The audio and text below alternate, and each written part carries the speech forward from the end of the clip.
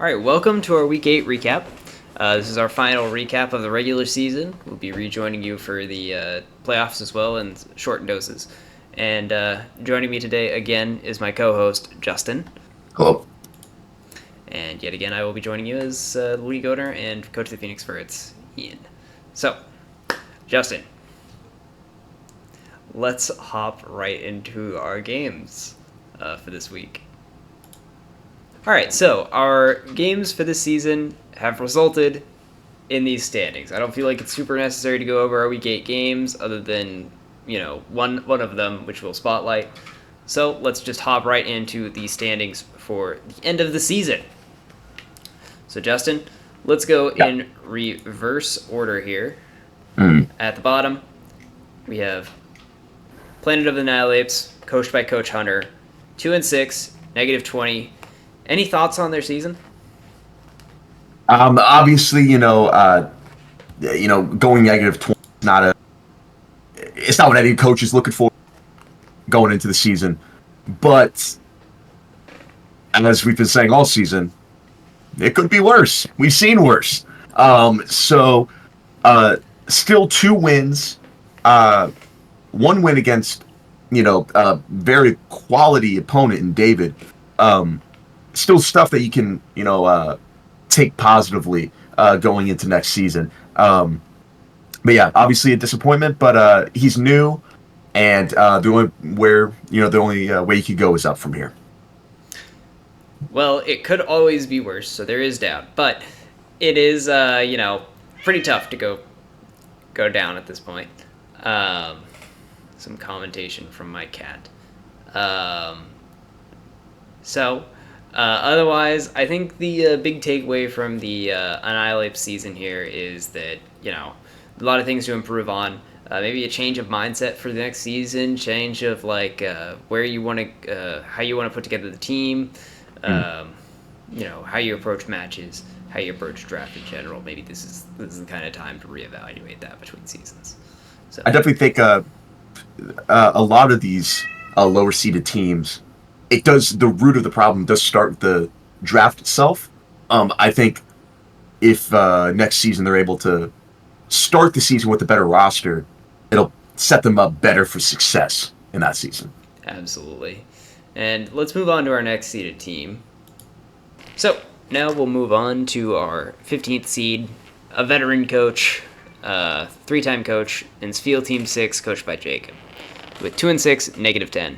Definitely a step backward for this coach. You know, in an expansion year like this, when you have a bunch of new faces, people who haven't played the game before, you really, as a veteran, want to capitalize and take advantage of the new players who are still getting their feet under them.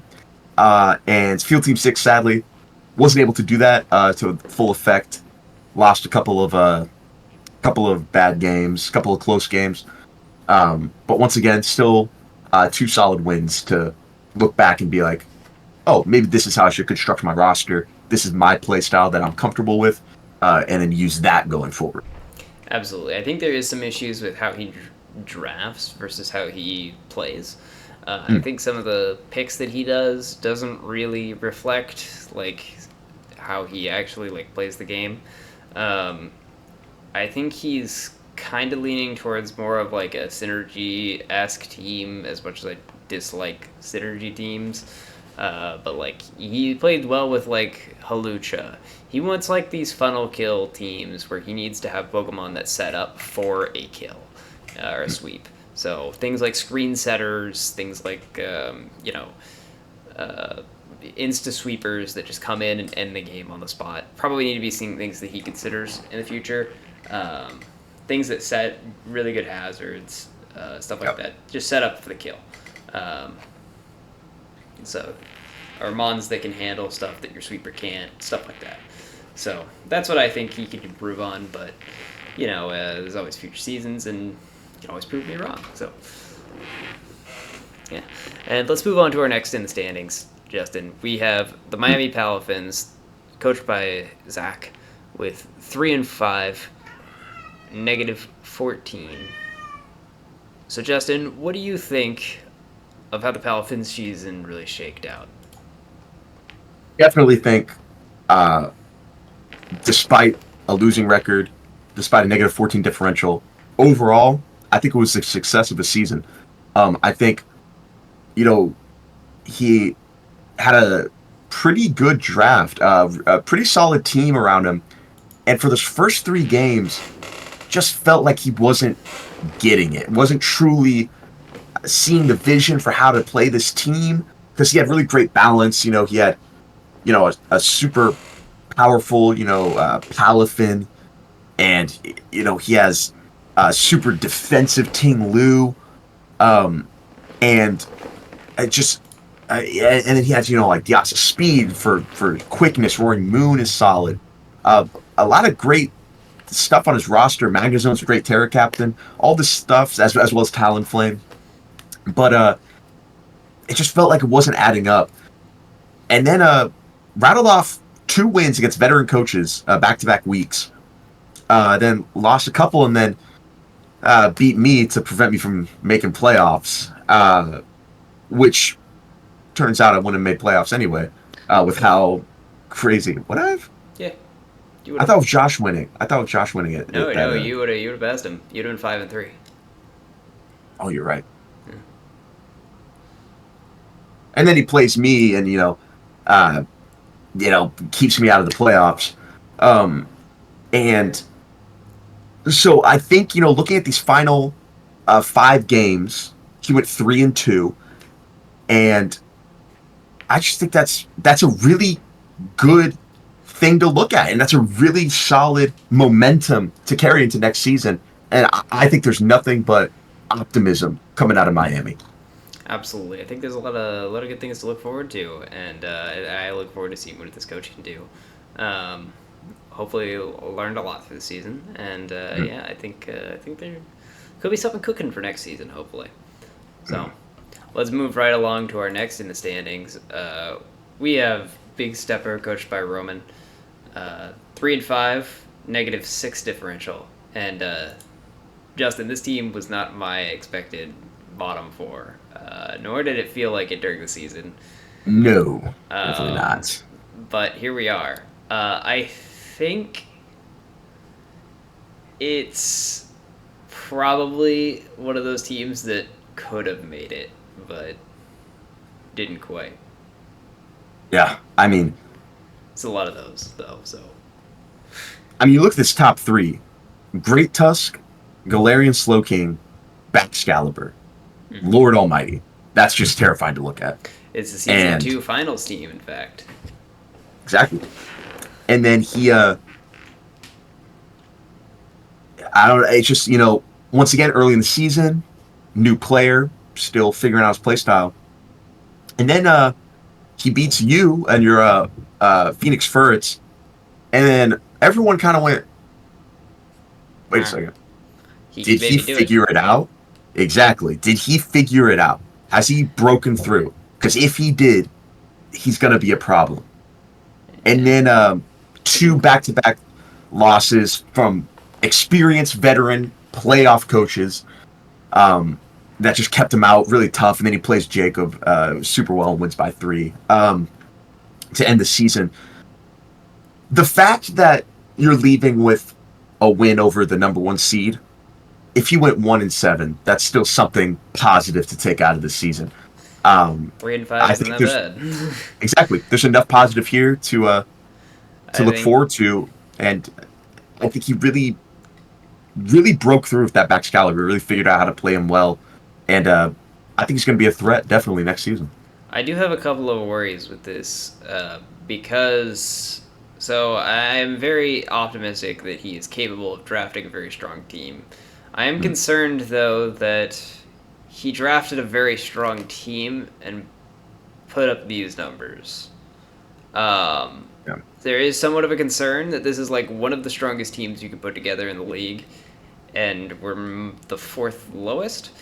Now, to be said, some of that is going to be, I feel like there's always going to be some level of, like, you're getting outplayed. It's just like, you're a new coach in draft, you have a lot to learn. And some of that, I'm sure, is that. I am concerned that this is such a strong team that he might not like transition well to a weaker team in the future, where he might not have gotten a Gotcha. good draft pick, or maybe there's just like he gets sniped in a certain way that's like really tough for his team. So hopefully, I think he'll be fine.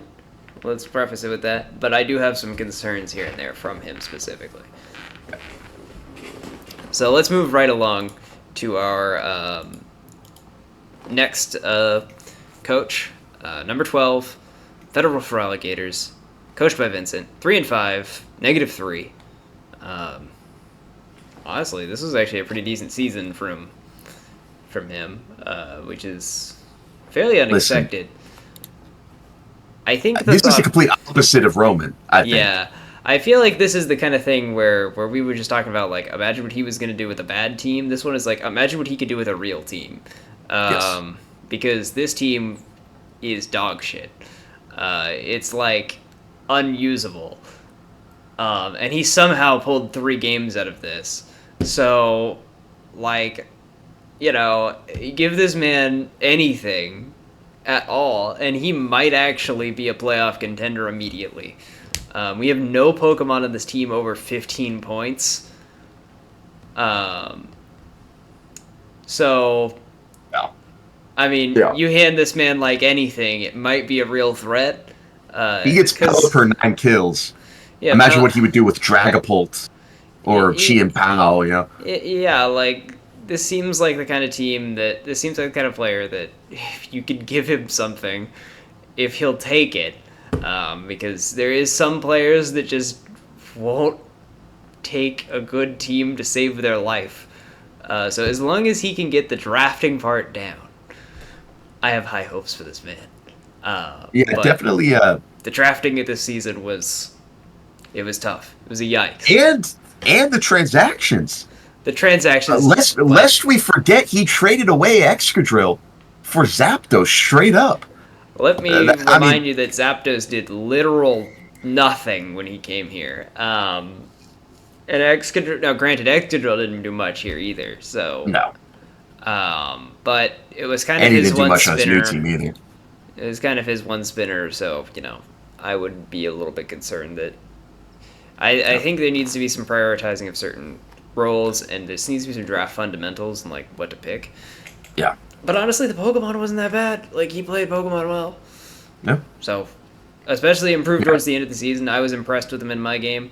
So yeah, I think this could be a decent coach.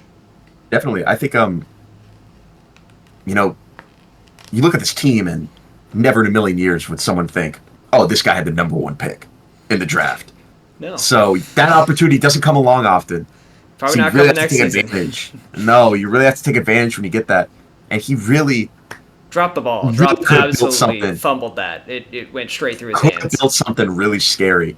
So I'm excited to see what kind of team he builds next season. And then handed it to the opposition. Like, that's what happened. He basically caught the first pick, got it, and he looked at pick number 2, Chris, and offered, like, with the platter and everything, served it up, pulled it open, handed Dragapult to him, and said, "I'm taking Mega Tyranitar," which I will drop before week 1, which is wild. So, I can imagine what he could do with a real team, is all I have to say. So, let's move right along to our next team. We have the Orlando Magikarp, coached by Chris. 3-5, -2, and all I have to say about this season, Justin, is holy shit, I've never seen a more unfortunate season in my life. We touched on it a little bit last week, but my goodness. I think every game that he lost felt like he just got like RNG'd at the end. Yeah. Like he would come down to 1 or 2. Every single one of his games was close. Yes. And he just came down to like, oh yeah, that crit, oh yeah, that missed, that did whatever, or that did the para, that did the freeze, like every game. However, I think there's solace in this still being the season he has with the most wins, the highest win percentage that he's ever done. There's improvement here, for sure. And to be honest, this probably should have been a playoff team. with just like what happened during the season. I think like if one role had changed, he would be in the playoffs right now. So, you know, turning one win into a loss would have literally sent him right to playoffs. He has the differential for it. So, Yeah. I think it's just an unfortunate circumstance, but I really am excited to see what Coach Chris does in the future seasons. 4 of his 5 games decided by one Pokemon. And we And talked about him for like half the season because of that. yes, and so like exactly like you said, it is not a stretch to imagine this team in the playoffs. And it's unfortunate and it's easy to say this from an outsider. Chris should see the season as a win. Absolutely. He should be very proud of this season. He drafted very well. I mean, you look at some of these Pokemon, you're like, how did he pick up all of these? Like, how does he have Dragapult and Mega Scizor and Rillaboom and Volcarona on the same team? And an Amarist, And- it's just chilling. And there, like, yes, exactly. He's got a And so- crazy core, and again, Yeah. I just I mean, think like, obviously- it happens, man. Like, Yeah. And you'd want to see Pokemon is gonna Dragapult. Pokemon. You'd want to see Dragapult, have a higher KD. But that's not always how it shakes out. That's fine. Still a win and a great season for Coach Chris and the Orlando Magic. Absolutely. Let's move on to our next option, our number 10. Yourself, the Los Angeles Chargebugs, Yeah. coached by you. And 4-4, -6. So close to the playoffs, Justin. Yeah. So close. Yeah. Heartbreaker at the end. But you know what I have to say about this season? I think this season's a win for you. You guys played well all season. Never once did I feel like you were completely outclassed, except maybe like week 1. Nothing, it happens, man. You got played against me. You gotta play against the number 1 seed. It's tough. But otherwise, it felt like there was there's a lot of thought behind it. I feel like you were the most mechanically sound of the new coaches, and I think that this season, there's some issues, some comfort picks going on here. That you're not branching out quite enough yet, but that's all experience. So, I think this is a win for you, even if it didn't feel like it at the end. Yeah. I mean, like you said, I could not be more proud of my guys. This was their heart was in it the entire season. And for them, I wanted to win for the Mons because they were just playing so hard every single week. I just didn't bring good enough strategy, and there's a lot to learn from this season. Like you said in your game, it was first game of Pokemon. I don't know how many people know this. Literally that's my first interaction with Pokemon outside of Pokemon Go was that game. I never played the games growing up.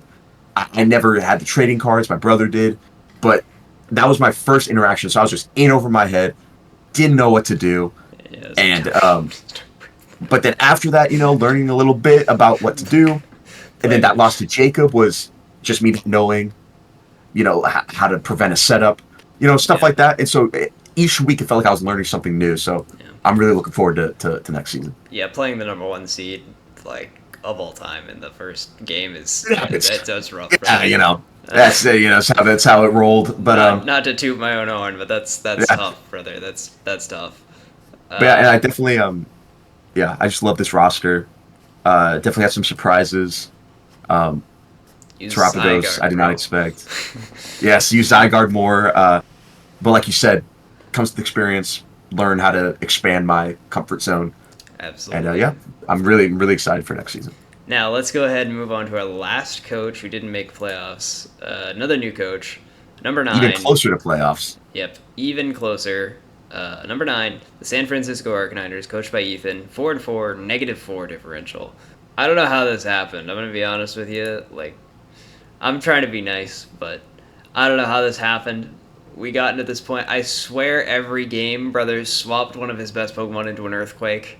It was it's almost like he had an ability, like a secret ability to just find when the Earthquake was going to happen and when to throw the game by tossing in a Pokemon into the Earthquake. And he's still 4-4, -4.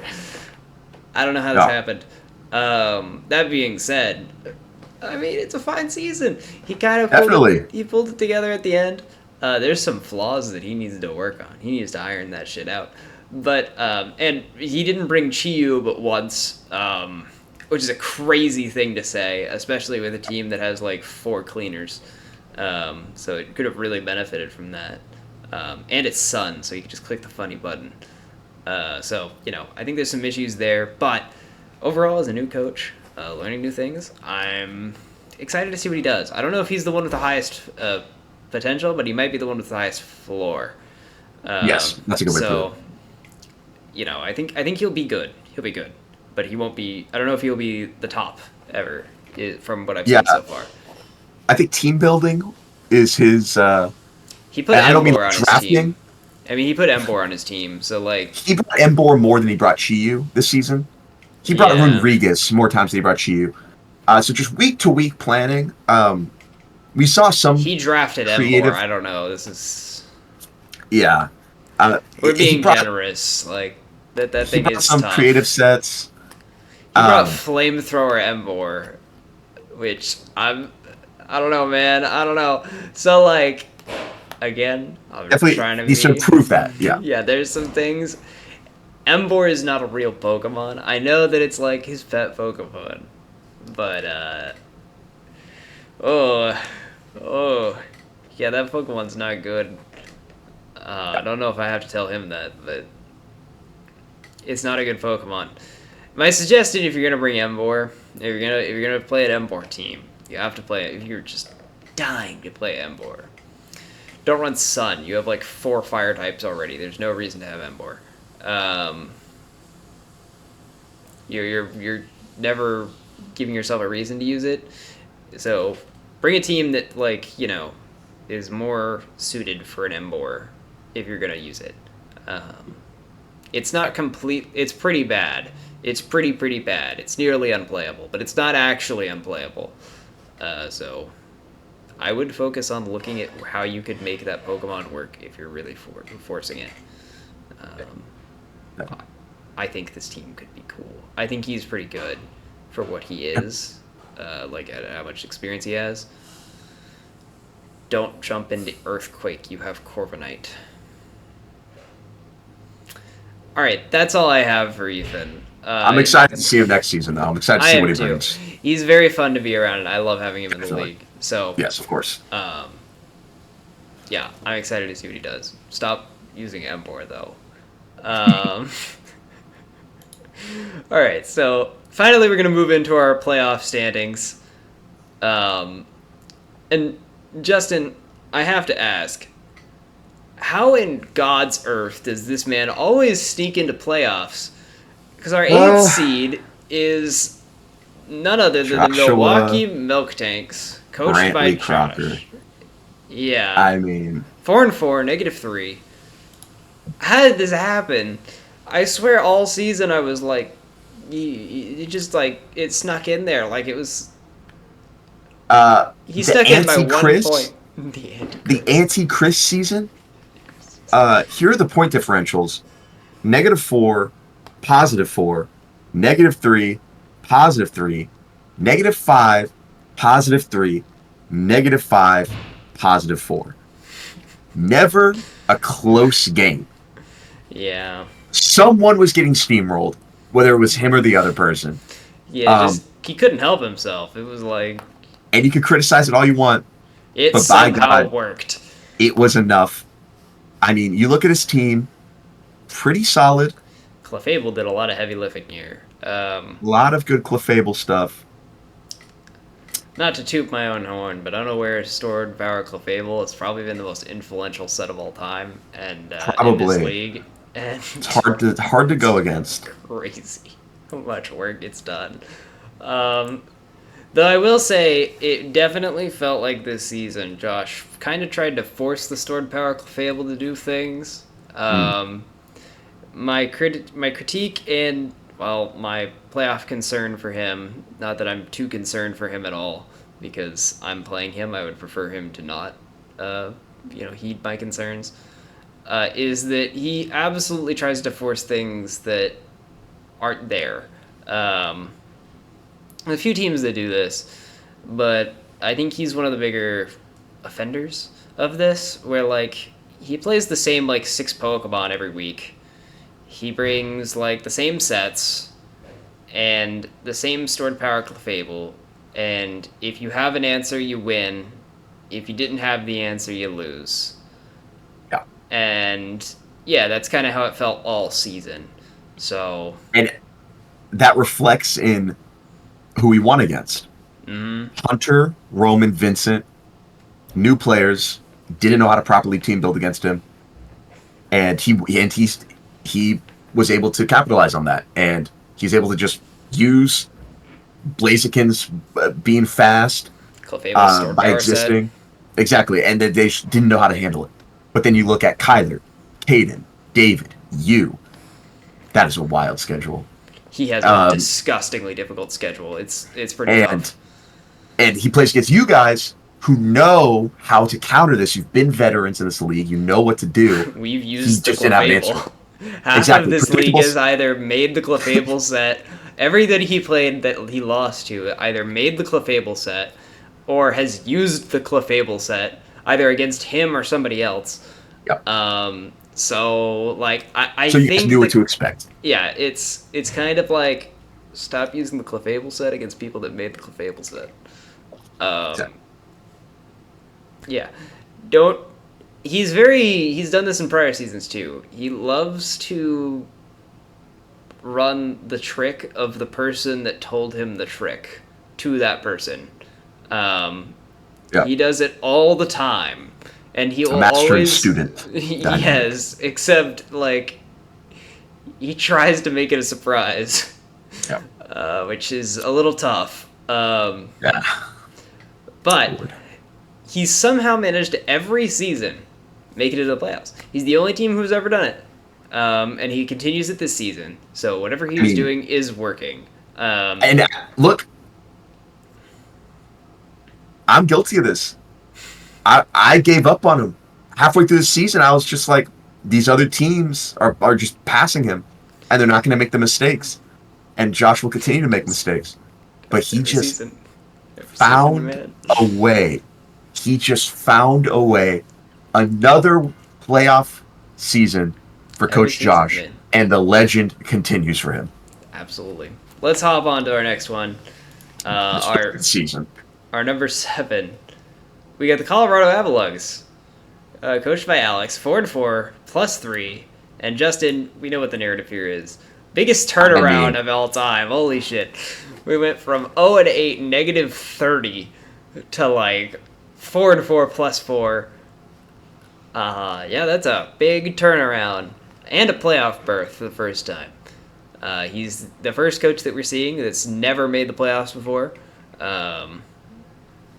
At least so far in the standings.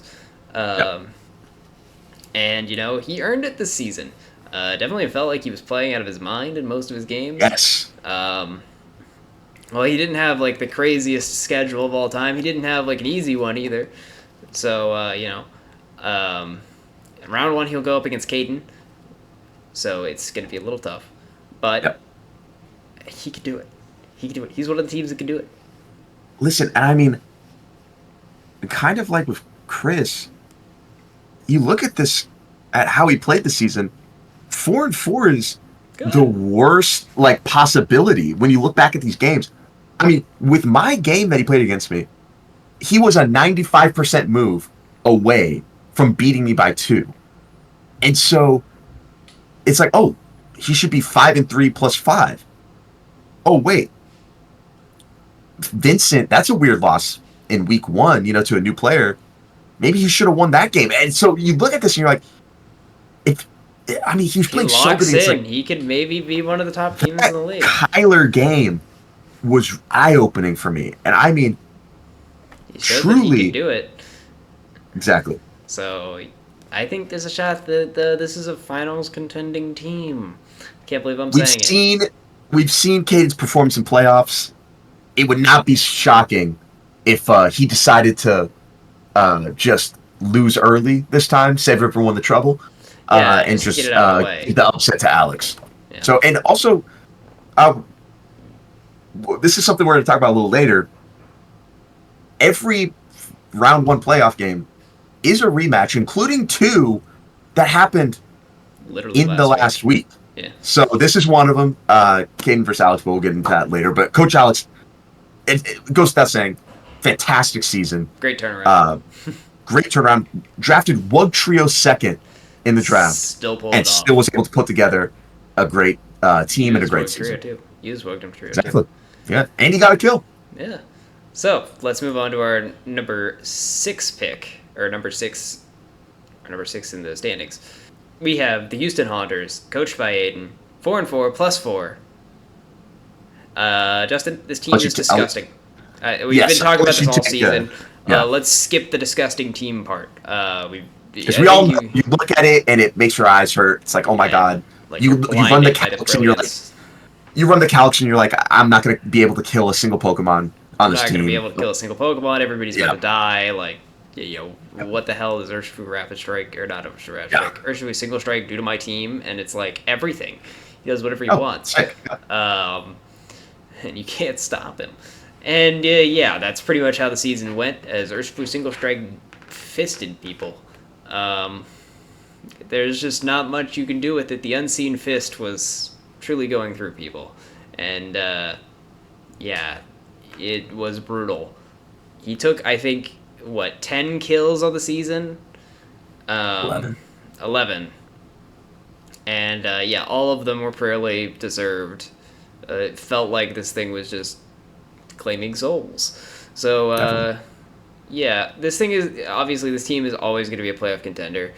I am slightly concerned just of, his play sometimes. It seems like some weeks he locks in and he's, insanely impossible to beat. And then the next week, I'm watching, a bot. And it's like, it's one of these weeks. And we watch him just get rolled. And then the next week, we just watch him utterly obliterate somebody. And it's like, smash the smithereens. Also notable, this is his first playoff appearance. So, we'll see how he handles the pressure of the playoffs. I mean, you look back and, at the end of the day, outside of his game against me, he won the games that he was expected to win. He went in there, took care of business against Zach, took care of business against Hunter, took care of business against Roman. Yeah. And even a surprising upset against Coach Caden. Just that matchup's really tough. And then that game against David, that was a good one. Came down to the wire. Really felt like Aiden might be onto something here. Mm-hmm. Unable to finish it out. I think if he locks in, he's the biggest threat in the league. But definitely, he has to lock in to get it still going. Time to do that. Yeah, there's absolutely still time to do it. That's especially with his rematch in week 1 with Kyler. This is a big win to get. So, we'll go ahead and move on to our next one. We have our number 5 spot, the Dallas Steel Wings, coached by David. And I think the one thing I want to bring up before we even bother going over David is he lost in the second half of the season for the first time. So, whether or not, whatever that means, is interesting. I think it folds poorly for David because he has never lost in the latter half of the season at all. Sorry about that interruption there, folks. We're going to go right back into David's team. This is the first time David has lost in the second half of the season. I think this bodes poorly for him since he has not even lost a playoff game in the second half of the season before this point. And, it's a tough schedule this season. We got a lot of powerhouses in the playoffs. There's a lot more games to win in the playoffs than prior. You only had to win 2 before to make it to the finals, and now he's got to win all 3. And he's got to carry momentum, and he's petering out momentum is tough, especially at this point of the season. Definitely, I think I obviously am a big proponent of Coach David. I'm a believer in his system, in his coaching style. I think him and Caden, perfect dichotomy between what works in this league and what fails and crashes and burns in this league. Um, I am not looking that deep into that game, though. However, um, I think because going into that game, it was the last game of the night. Coach David knew I'm seeing Titus next week, no matter what. The seeds are locked. I'm either going to be the 5 seed, or he's going to be and he'll be the 4 seed, or I'm going to be the 4 seed. He'll be. So I think he just kind of went for a generic raisin bran. Just let me give you your vitamins, and let's see how this plays out. And Coach Titus, too good of a coach, too good of a team for that kind of preparation to win against him. So I think in the first round of playoffs, I think we're really going to see David pull out some unique, creative sets to try to counteract some of these powerful hitters that Titus has. I definitely hope so, and we'll probably be talking about plenty more David to come still. So let's go ahead and move on to our number 4. Our number 4 is the man himself that we just mentioned, Titus. 5-3 plus 9, and he's number 4 in the standings. So, Justin, what do you have to say about our number 4 split? Playing David. Great season. Fantastic. What he did best this season is when he was playing against a less experienced coach, he not only won the game like he was like he's expected to, but he won by big. He made sure some of these games, point differential is going to matter, and I can't afford to just win by 2 in this game. So starts off the season in the first 2 games plus 10, and that bought him so much room for the rest of the season, to where even when Coach Caden gets a lucky comfy sweep off him and he loses by 5, it didn't even hurt his differential that much. He still ends with plus 9 because his other wins were so big. So just great season, really well coached, and well played by Coach Titus. Yeah, it's a impressive season from him. However, I have a concern. And that is that this schedule from Titus was, I don't want to say baby mode, but it was kind of baby mode. He played 5 teams that did not make playoffs, and 5 new coaches, all but one of which he won against. And every playoff team other than one, which was the David game, which may have been a little Raisin Bran-ish, he lost. He lost against both playoff teams that he faced against that wasn't David at the end. So I am concerned that we are looking at a bit of a team that might fold under some of the pressure of what the playoffs is bringing. Interesting. Now, that being said, he's a very powerful team. King Gambit is a crazy Pokemon. And, he came with 16 kills by the end of the season. So, anything is possible. He could definitely do it. I am just concerned personally that this team has gotten a little accustomed to easier matches when the playoffs are not going to be easy by any means. I don't think any team in here is a free roll. So, I think he might struggle here. That's interesting. Well, we'll just have to see. We'll have to see how he does in the playoffs. So let's move to our top 3. Our number 3 seed this season, and our former season 1 runner-up finalist, coach of the 6 Dittos, Kyler, with 6-2 plus 9. Oh, what a season! Great season. A season that is not a surprise, really, to anyone familiar with the league. Came out, stood on business, and got it done. Only playing, am I looking at this right? 1 rookie coach all season? His season was tough. Yeah, I mean, Josh, you, Aiden, Titus, Jacob, Alex, Chris, all veteran coaches And through those 7 veteran coaches, only lost to 2 of them. I mean, you could not ask for just a more professional, well coached season. Truly,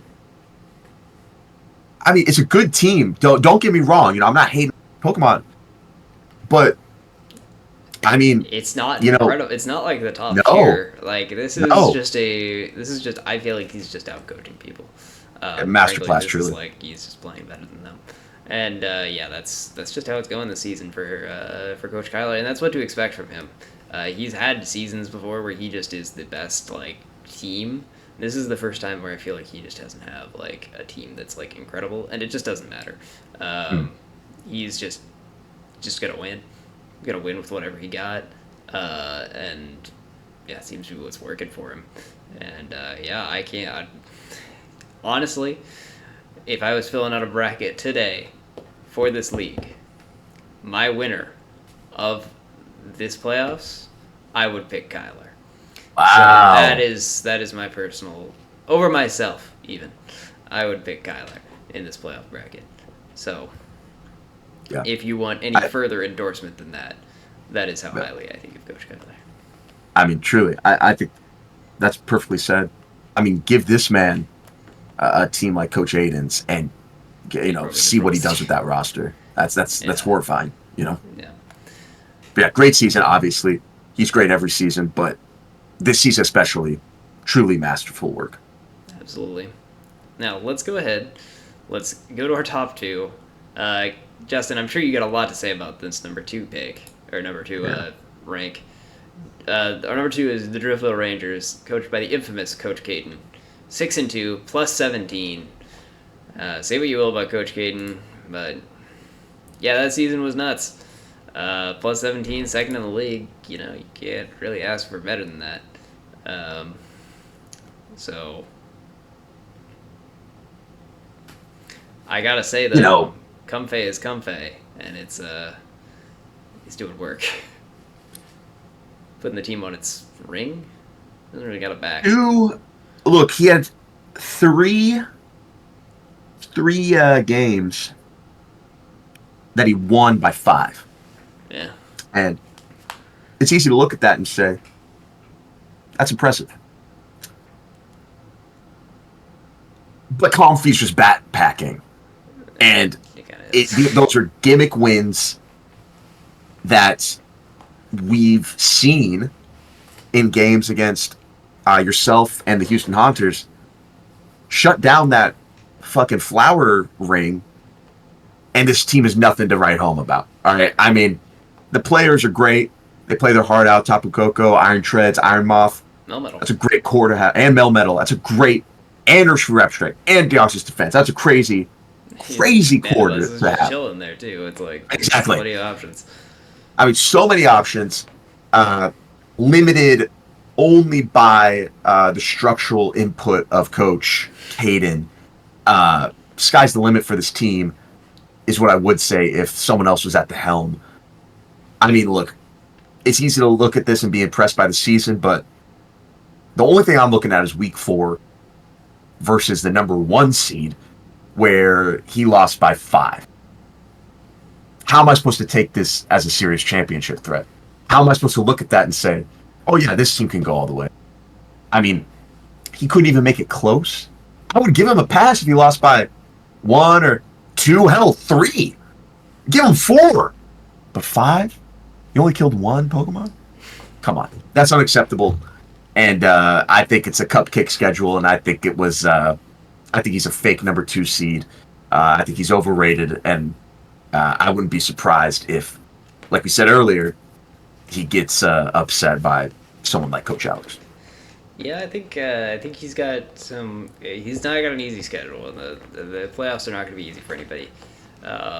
I think that maybe he can pick somebody off with the Comfey at least once, but he's got to get through Alex, and Alex I know is going to prep for him. So, and he's got some Pokemon that do kind of dumpster Comfey. So, we'll see how that goes. And Justin, it's finally time for our number 1 seed. we have the Phoenix Ferrets, coached by myself, 6-2, plus 20. I'll let you take this one over, Justin. I mean, what else did we expect? Uh, Number one seed is nothing new to you, and the second, for some of us, the second that we saw the Phoenix first with the fifth pick, it's like, oh. It's a good grab. And then the second you got Chien Pao, it's almost like the season wrote itself right there. And it's like, chalk him in. He's making playoffs. He's got Chien Pao. And in your hands, exactly. Anybody with Chien Pao can make playoffs. Chien Pao becomes disgusting. Becomes the number one Pokemon kill death wise in league history on your team, on your roster. I mean, it's a great roster. Alola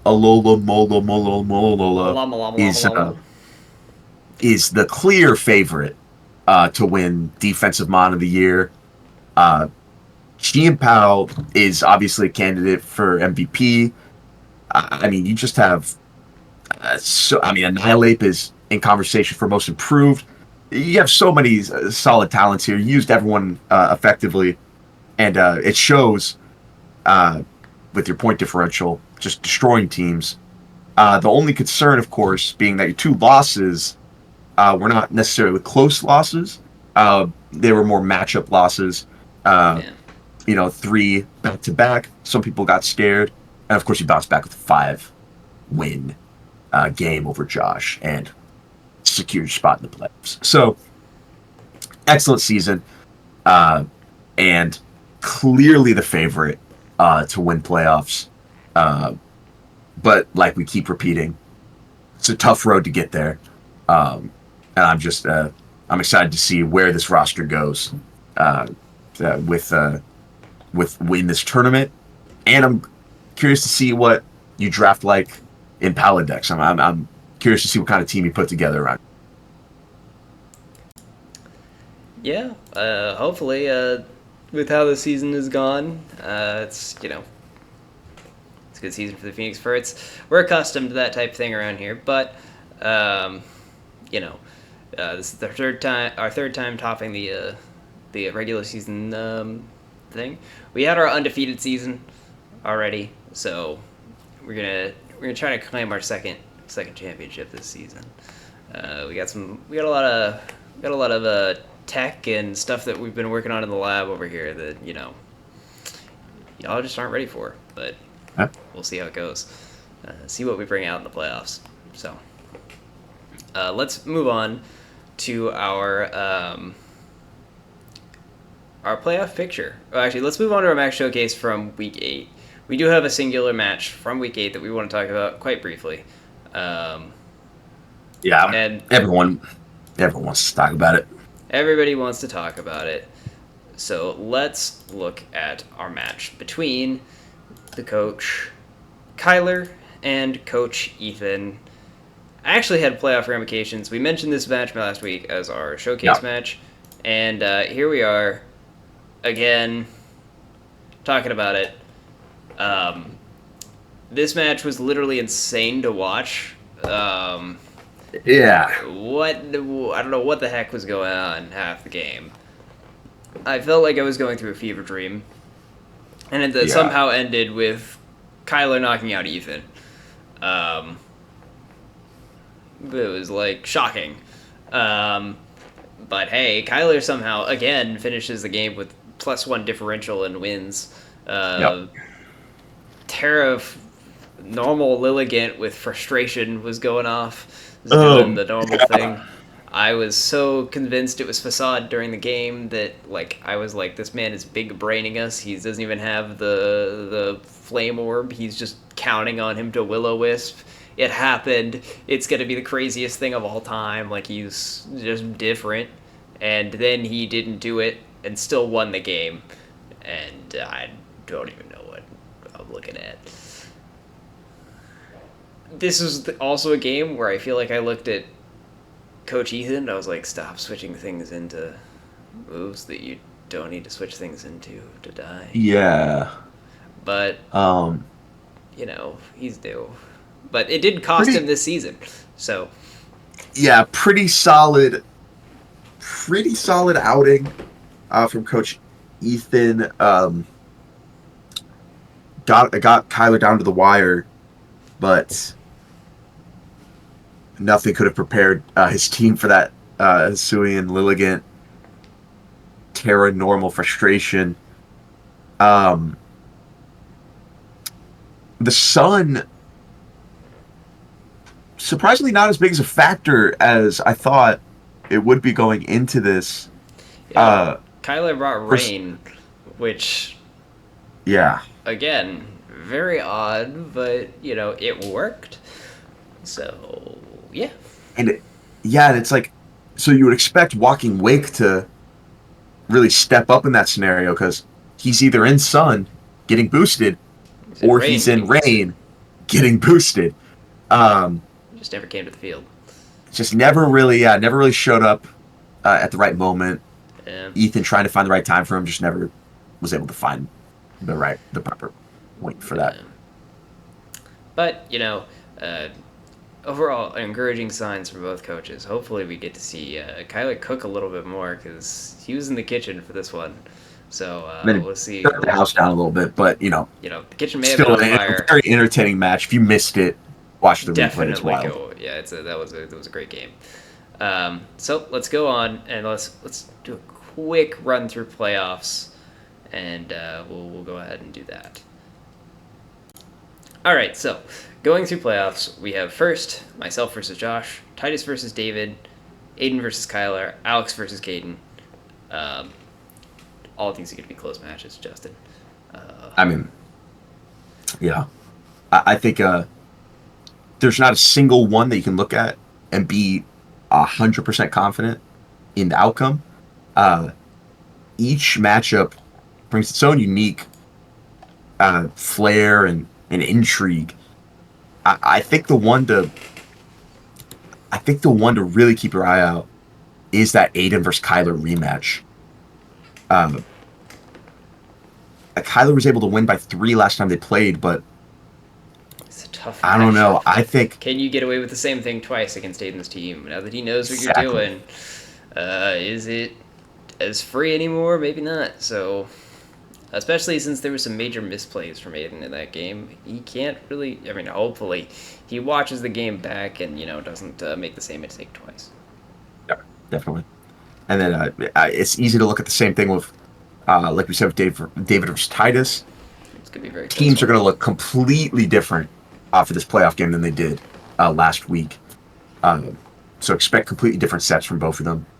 Yeah, Uh, and I think the Pokemon to look out for is this Mega Beedrill, uh, who was just tearing it taking up. He was doing work. exactly and just doing half of David's Pokemon's health with a U-turn. Yeah, So it's just like can't let that thing get too comfortable. So and that's going to be a very interesting match as well. absolutely. And that's all we got for this week, Justin. We will be back with all your playoff results in next week, and we'll also see who the semifinalists are, and we'll get a good look at what potentially the last 4 coaches are, to see who might make that finals.